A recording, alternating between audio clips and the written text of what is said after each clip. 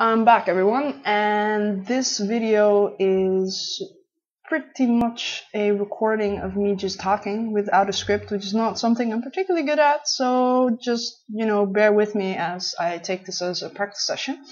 And I also want to apologize for the radio silence the last few months. I have all the excuses of life. I lived in 4 different locations in the last few months. I got a job, I have a 4-hour commute, and all kinds of other weird stuff. Basically not leaving me a lot of time to make video games. I never made video games. To make videos. And all the ideas I had for making videos so far, they've always been very time intensive. So basically a lot of editing. It would take me about 10 hours to 15 hours to make one of the game plan videos. And that's just not something I can do anymore. And then I came up with other ideas, and they also cost a lot of time. So in the end, I came up with something much more feasible. And that's what you're seeing right now, what you're going to see, because this is still the disclaimer bit and the explanation bit and the, prologue or something. And this idea I want to call Philosophy-Gamer, and it's me talking about the stuff I care about. And that's overly analytical, cerebral, weird, abstract, meta-analysis type of thoughts about video games.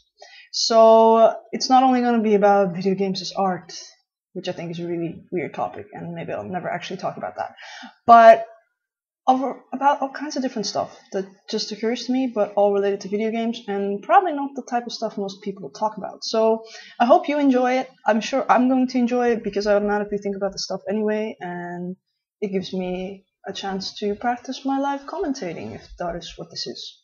Anyway, so Philosophy-Gamer. The footage you see with this is dynamic wallpaper, so congrats, you're watching a random clip of me playing a game, and I'm not even particularly good at it, so I'll forgive you if you, go browse the interwebs while listening to my voice. Well, actually, I'd be quite honored if you kept it up that long.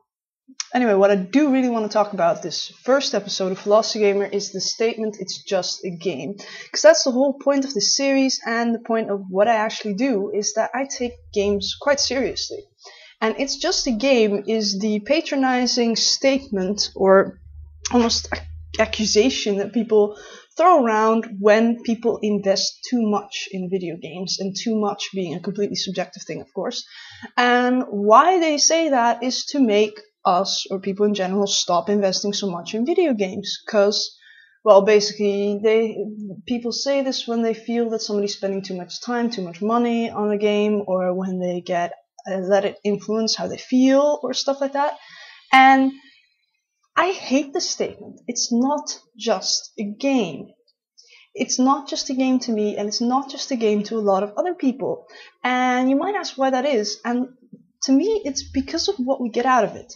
On a very personal level, to me, video games are my complete career choice.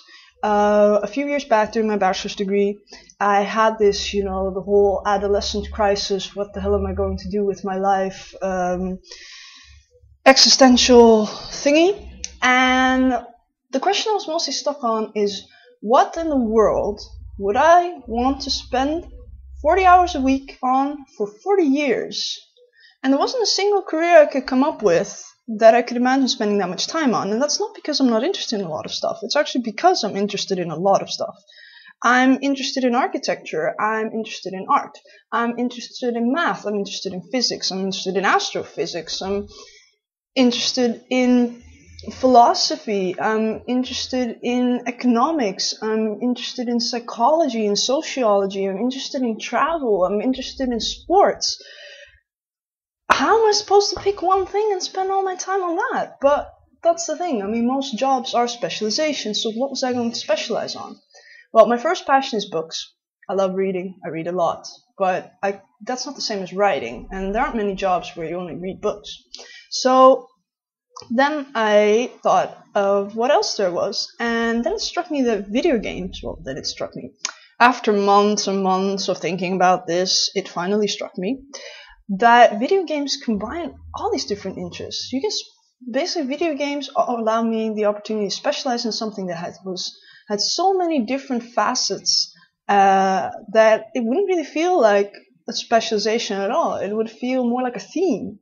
Like, video games would be the theme of my career, but you could work on art, you could work on programming, you can work on marketing, you can work on translating games or testing games or so many different things, psychology, science, anything.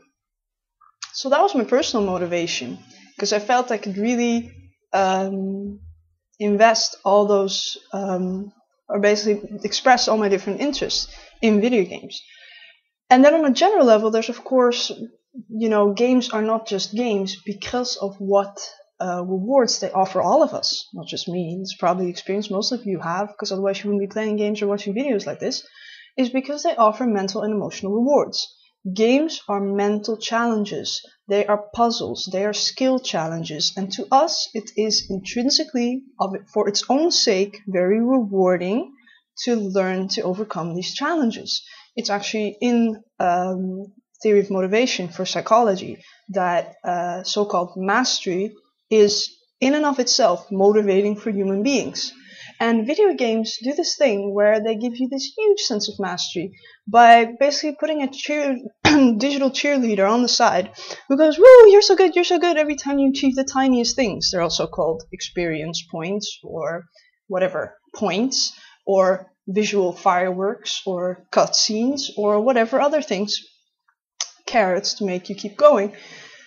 So they combine this sense of mastery with these emotional rewards, but not only typical rewards, but also things like escapism, so basically allowing you to escape a little from your daily problems into a fantasy world where, your frustrations with daily life don't really matter, and you can take some distance, get some perspective, just relax, stuff like that, which books can do, which movies can do, which traveling can do, but games can do very easily and very powerfully as well.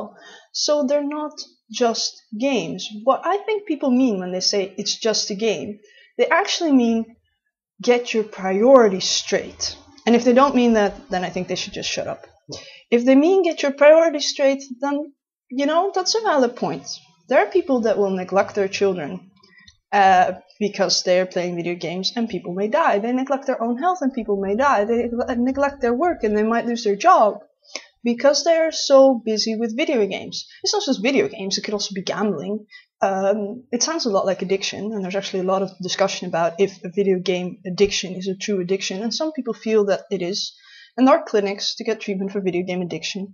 And of course a lot of mild versions of that where people just spend a lot of money on it and they don't get a lot of reward out of it, or there's just, lower levels of neglect or whatever. The point is, indeed, everybody should get their priorities straight, and there are a lot of things in life that are more important than games. There are also a lot of good things that you can get out of games that do have genuine value. So get your priorities straight, but once you have them straight, it's not just a game. It can be, not for everyone, but it can be a very rewarding and pleasant experience. And I want to focus on these good bits for just a tiny while. And I think the most interesting to me, and the best one with video games, is that they are a form of education, of learning. I think games are the natural way of learning. Playing is the natural way of learning, as you see in children and even in young animals. And I have sort of a funny anecdote about this is I'm not a native speaker of English. I'm actually Dutch, which explains my weird accent and probably my strong S's as well, or something like that. I don't know. Anyway, I used to work as a homework tutor for English, and a homework tutor for high school kids, which is age 12 to 18 here. And what I found is that the kids at the Homework Institute that were really good at English of their own accord, most of them didn't really know the grammar rules that well, they just knew the answer, And I asked them, do you play video games? Almost every single one played video games. And the funny thing here, in the Netherlands, most video games are not translated. They stay in English. We just play the English games even though English is not our native language.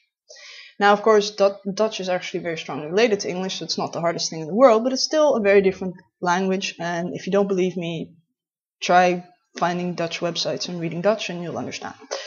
It's a very different language. But the thing is that these kids,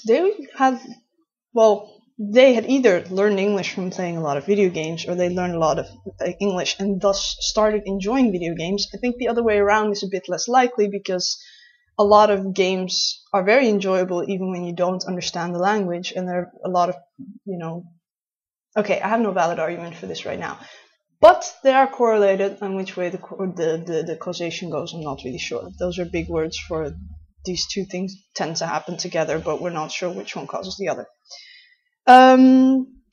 And the reason I actually tend toward the reasoning that the games make kids better at English is that for myself, I remember playing Day of the Tentacle, which is like a really old adventure game, and I was like 7 or 8 years old. And there was this little item there. There was a little icon that looked like a rubber band. I had no idea what it was. And the rolled over text was a dingy. So D-I-N-G-Y. The Dutch word for thing is ding, D-I-N-G. So my brain turned it into a thingy. And I was like, wow, it's a thingy. What the hell do I do with that? You're supposed to combine items in an adventure game. So what do I combine a thingy with? So in the end, I asked my dad, what is a thingy? And he's like, oh, a dinghy. Okay, dinghy, yeah. It's an inflatable rubber boat. I never ran into that word again. And so it's been 20 years, never saw the word again, but I still remember what it means because I was like, oh, it's an inflatable rubber boat. Maybe I can combine an inflatable rubber boat with water. Maybe I can combine an inflatable rubber boat with this or with that. Or I can't remember all the things I tried to combine it with, but I kept thinking, oh, it's an inflatable rubber boat. Oh, it's funny that the thing that I don't know what it looks like is an inflatable rubber boat. And, I connected it to all the inflatable rubber boats I saw in my life, blah, blah, blah, blah. But I was really interacting with this. And this one I really remember very strongly because it was weird and I liked the game and I thought it was a funny word.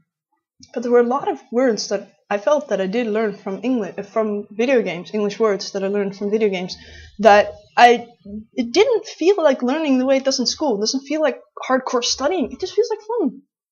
It's like effortless learning. And that's what I love about games. It's not just a game. It's learning, it's a challenge, and sometimes the learning feels useless. You think it might be useless, but it might not. What do you think you're learning when you're playing a shooter? A lot of you probably play Battlefield. I just found a research paper, and it's linked below. Proper research paper. Should probably be bored to death if you try to read it, but I read it, and it turns out that if you play 10 hours of Medal of Honor, and it probably goes for Battlefield and a lot of other shooters as well, you will get better at spatial cognition and mental rotation tasks. Those are basically the type of challenges you see in IQ tests. You get better at IQ tests. And it's basically the skill you need for the hardcore sciences, subjects like math and engineering, stuff like that. And they also found that normally women are much worse at these things than men. But if they let a group of men and women play Medal of Honor for 10 hours, both groups got so much better at these tasks, but women improved a lot more, so much so that the gender gap was gone. Men and women were just as good. And after 5 months, they tested these people again. In these 5 months, they hadn't played at all, and they were still better than they were before playing. So something really changed in their brains just from playing a bit of a shooter.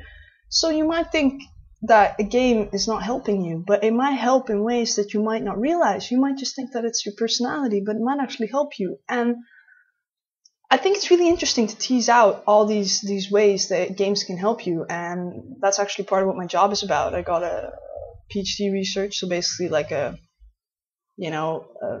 researcher in training job as about video games and about player modeling in video games, so what we can say about a person from how they play a game. So that's the education bit, but then also video games are used in therapy, so to help people regulate their emotions and deal with their emotions. And of course it's a social tool, which most people realize, because a lot of people play online games and it's a way to stay in touch with friends and do stuff together. So especially if you can't even get in touch, if your friend is on exchange or something like that, you can still do something together. Not just talk, but actually do an activity together, which has a very different meaning from, just having a direct conversation. So that's my pretty long explanation on why I think games are not just games. And that's why I think next time somebody says that, you should just ignore them or tell them to think about this a bit more. Because yes, everybody needs to get their priorities straight, but games can help everyone mentally, emotionally, and socially, as long, of course, if you enjoy it. I mean, I don't think games should be forced on people, but this thing, especially in like mainstream culture, that people look down on gamers, or that gamers put each other down and say, no, it's just a game, dude, don't sweat it, or whatever. I don't know how people talk. That sounded really weird, but it really gets to me. It shouldn't, I know, but I'm like that. Games can mean a lot. They can educate you, they can make you better at things without you realizing it. They can make you feel better, just in a regular way, not in a weird way. And they can be an important social tool. The thing is just you need to play it smart, which I think is very smart wordplay. Anyway, I'm curious what you think about this. I'm curious what you think about talking about this sort of stuff. I'm curious about anything, actually. So leave a comment below, and I'm glad to have a chance to talk to you guys again. Bye-bye.